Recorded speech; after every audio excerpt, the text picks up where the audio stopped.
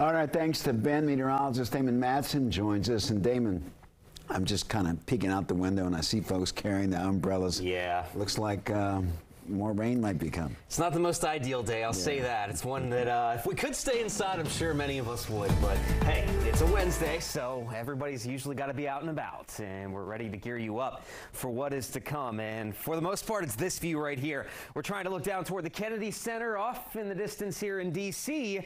Oh yeah, it's tough to see that far off because of the fact that we've had plenty of fog, mist, and now we're starting to get some steadier rain in the mix as well, at least moving into the D.C. metro. Really no rainfall as you head back toward Hagerstown, but the fog, the mist, and light drizzle is certainly hanging on. It's pretty tough to see the dual highway just out of the camera's view here. That's how dense the fog is going to be at times as we roll through the rest of the day and we deal with this very soggy setup from this massive storm system that is rolling its way up the East Coast. Now, the center of this storm is right along the North Carolina-Virginia border, once again hugging the coastline. That's where we have most of the steady rain from this. There is still a front back off to our west as well, and we're wedged right in between these two features. Now, that being the case, conditions are going to very much depend on your location as to exactly how much rain you see here through the rest of the day. Right now, again, we're seeing that steadier rainfall set up to the east, stretching from Fairfax, Prince William counties in the I-95 corridor back over into southern Maryland as you head over toward the eastern shore. That's where we have some yellow on the map here, and that steadier rain is going to come down. So most of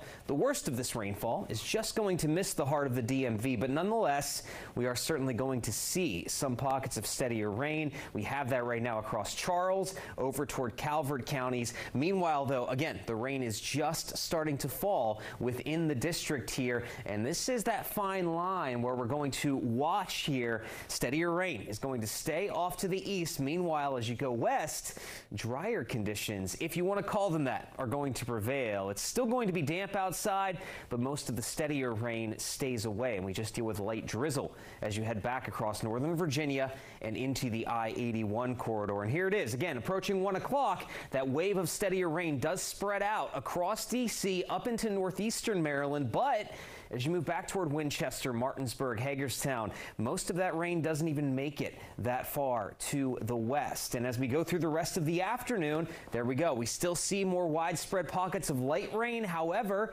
there's going to be a little bit of a hole here with drier conditions holding tough along the Shenandoah Valley. And that's the trend we'll see for the rest of the afternoon into the evening across western Maryland and West Virginia. Some steadier rain will set up by tonight. Meanwhile, the rest of us will be drying out as we go through the rest of the day today.